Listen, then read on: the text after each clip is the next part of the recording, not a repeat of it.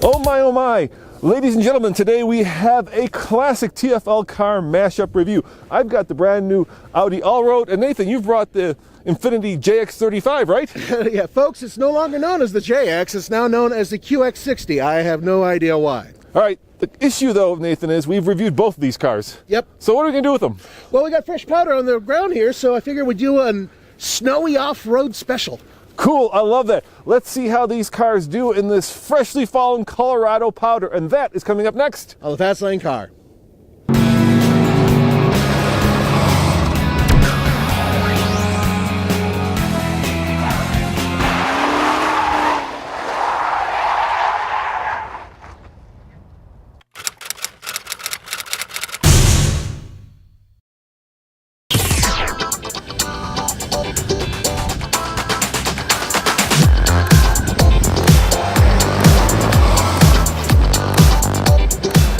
Now check this out, it has a snow mode, so I can just flick it over here.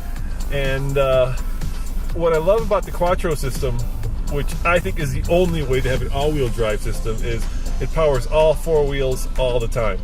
In America, the wagon is dead. Long live the new wagon. And actually the new wagon in America is the Q5. So this is kind of a relic of a bygone era here.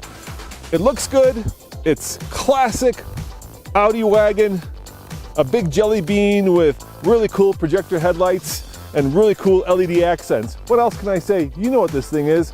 You've seen it forever.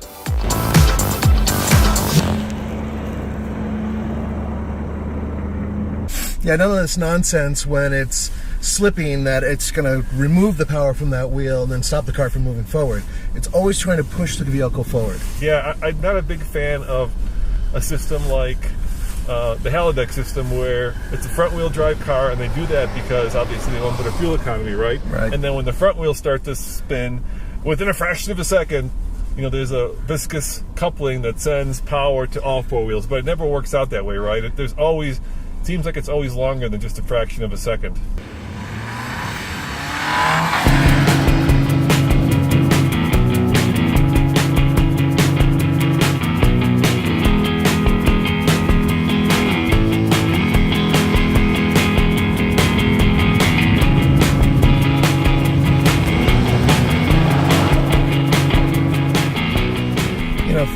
Audi does use in one of their Quattro systems the halodeck system.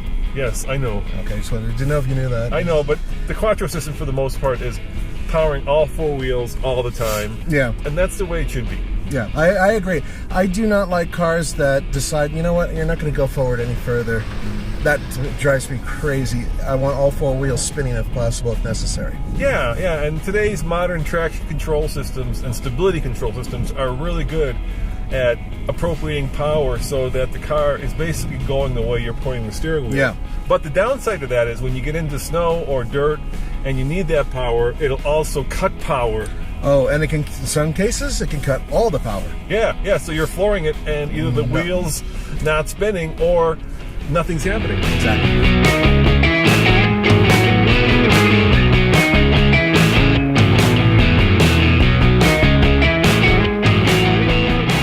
You know what's under the hood. It's a direct injected 2-liter turbo that powers a lot of Audi products. In this case, it puts out 220 horsepower and 258 pound-foot of torque. It is mated to an 8-speed automatic transmission without paddle shifters for some reason. And of course, it powers all four wheels via Audi's Quattro system. Now, this all-roader, unlike the previous generation, does not have air suspension. So let's see how it does when we take it off-road, keeping in mind that we only have about 7 inches of ground clearance. Exactly.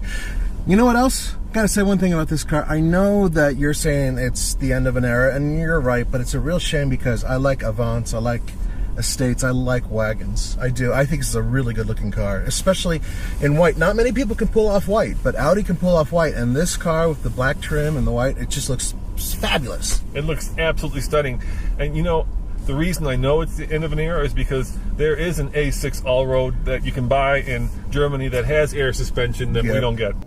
The interior is classic Audi, stylish, smart, elegant, but a little tight. European size, if you know what I mean, not fit for our big American asses. However, it is somewhat expensive at $48,000. This is not a cheap Quattro. So hopefully we won't get it stuck. If we do, we brought the Raptor just in case. Yep. Hey Nathan, how many photographers does it take to shoot the Cliff of Death? At least 4. Let's give it a shot. All right, here we go. Let's see if we can get up this hill. I was going to call it the God of Death. I think that's how they say it in Russian. God. This is really steep. It doesn't look so on video, but it's really steep. All I see is sky. And we are stuck. Ish. We didn't even get to the Cliff of Death.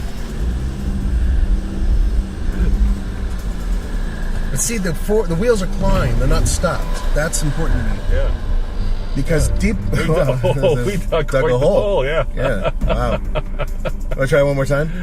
All right, one more time. No, we don't want speed. With a little bit of momentum. Here we go. A little tiny bit of momentum. A little bit of momentum. I don't want to get us high center because we will get high centered on this. Here we go. Oh, hey, we got it. Look at that. A little tiny bit of momentum makes all the difference. Yep, there's... Okay. There we go. We're getting high centered. Yeah, that's the high center point. Cool. All right, well, we have yet to find a car that will go over this without getting stuck. It's just a question of, ground clearance. And I think the only vehicle that's built today that can do this is the short wheelbase Jeep Wrangler. I'm serious. There's nothing else that can make it. I'm a little torn in terms of the overall design, and I'll tell you why. The QX60 is really good looking. Now, it is based on the Nissan Pathfinder, and for the most part, it's sleek, it's relatively elegant. I like the grille. I mean, this is a really nice thing here. But at the same time, I've noticed that almost everybody who drives this is a woman.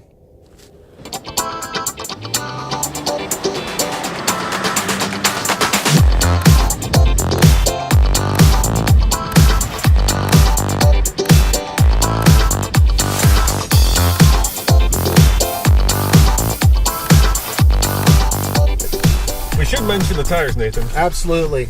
You have really good Pirelli all-season mud and snow tires. You have, on this one, the Duelers from Bridgestone, and they're mud and snow.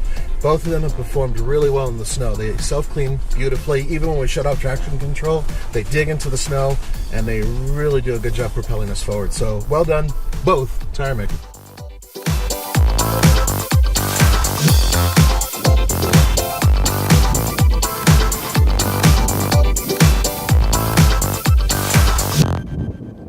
I did a little bit of, well, shall we say, creative driving in the Audi just to get some of the snow flying, and I turned off the traction control, but I could not disable it completely.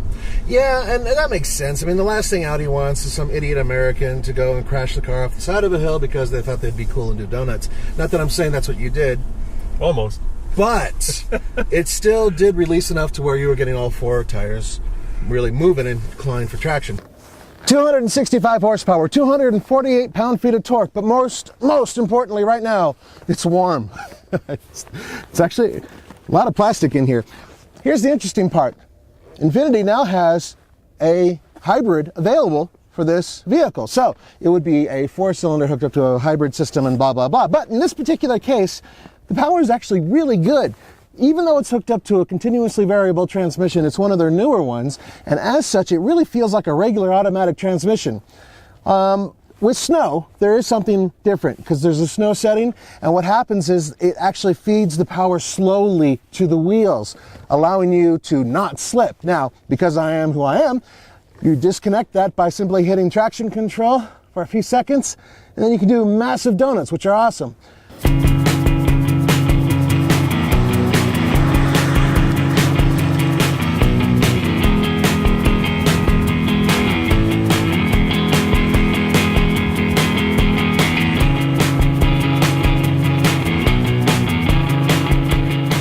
This vehicle, you can disable the traction control to the point to where you can get sideways in the snow pretty much all you want. Yes, yeah. I know. I wonder. It wouldn't be fair to the manufacturer or to our viewers if we didn't test this thing thoroughly, Nathan. Thoroughly. We're doing it for you. Just keep that in mind. Just not for us. It's work for us. You guys are a bunch of idiots. You go sideways. Yeah. Now, This Infiniti has just a little bit less ground clearance. I think it's 6.5 inches. Yeah, and that's pretty much the front end air dam. The rest of the vehicle is actually pretty high off the ground, and everything's tucked in nicely. I've gone over some pretty deep ruts, and no problem at all. The approach angle is iffy, but the departure angle is actually pretty good. All in all, it's much better than I expected.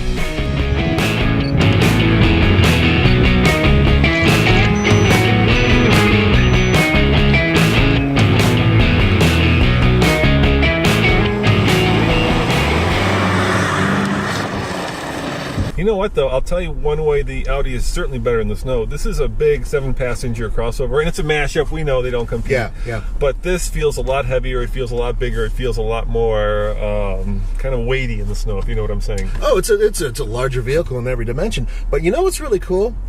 I found this to be one of the smoothest snow driving vehicles I've driven this year. It really is super, super smooth.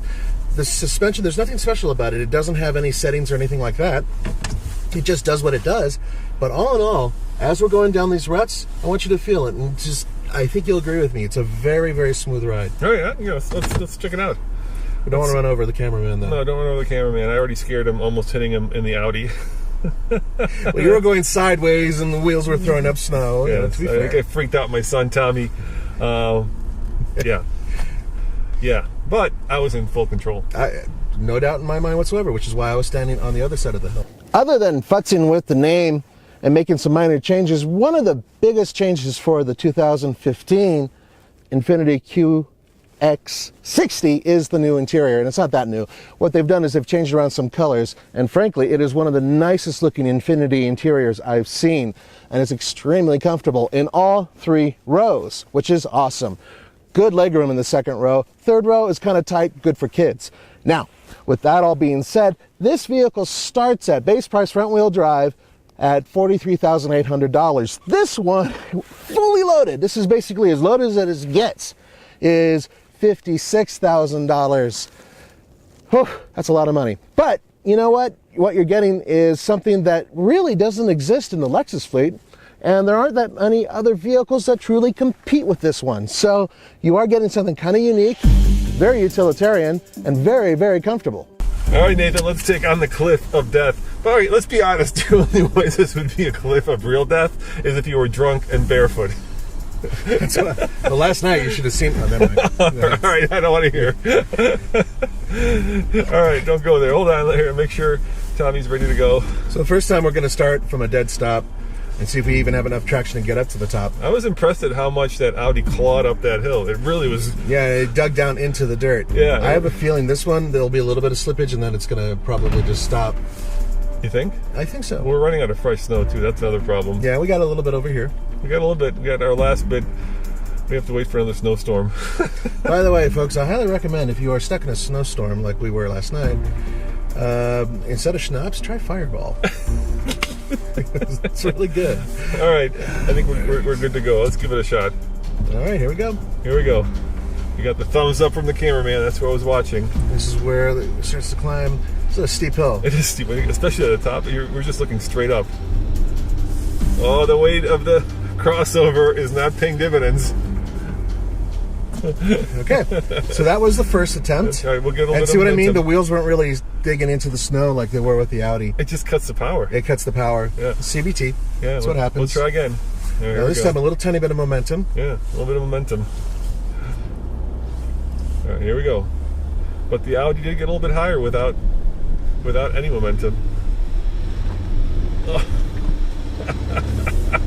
All I see is sky, dude. Yeah. It's like Pretty day, huh? yeah, it's a pretty night. Pretty day. Okay. We didn't quite make the breakover. No, we didn't make it. Unless we do a motocross run at it. I think this is about as high as we. I'm just kidding. I'll hit it fast. I know you will. Don't hit it awesome. fast. It'd be so awesome. Don't hit it fast. I think that's as good as it's going to get. All right, there we have it. Oh, Andre's saying we should, one more time. One more time. All right, he's saying we should try it in the previous. Give it one more shot. See if we can even get the breakover angle on this. All right, here we go. Get a little bit more speed. A little bit more. Here we go. Yes, you got it. Oh, there we go. He said stop. We're hung up. Yep. Yep. So let's back down then, nice Yep. and easy. Yep. still, you gotta admit, it's pretty good It's pretty traction. impressive. Yeah. On video you can't tell, but it's a damn steep hill, man. Obviously these cars are good when you're in the snow, when you're in the dirt, but when the snow gets deep or the dirt gets muddy, not so good. Yeah, I mean, both manufacturers offer vehicles that are much more burly and capable off-road, but these are really good in the snow. As always, this is Roman And Nathan. saying thanks for watching, and check out TFLcar.com for more news, views, And real-world reviews. ciao.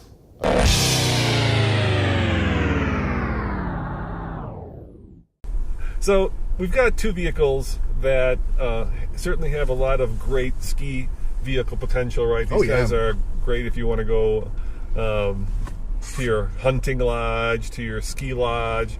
But Ski lodge, no hunter would ever own a car like this, or that. yeah, putting a dead deer in the back would be That'd be kind of trippy, isn't it? yeah. But let's face it, if we wanted to do some serious Colorado off-roading, these would not be the vehicles we choose. No, of course not, and they never were meant to be. But with that being said, this patch of dirt that we are driving on top of, which is now covered with snow, is pretty challenging for certain all-wheel drive vehicles. Yet, so far, both vehicles have proven very confident. Yeah, yeah, and lest you guys think that we're chickening out, trust us, we'll take vehicles into the proper Colorado off-road, but it's got to be the right vehicle. Yeah. You don't want to take a car with less than 7 inches of ground clearance boulder bashing. It just makes no sense, and at some point that's just silly because you're destroying a vehicle. All right, we have yet to have a car that can go up the TFL cliff of death, but I'm betting our long-term Raptor can do it. Check it out, I'm gonna do it right now, just for the heck of it.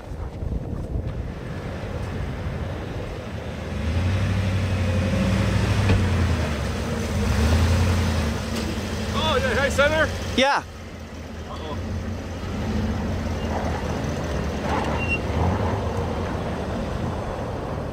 Yeah, there's snow on the skid plate. The center skid plate.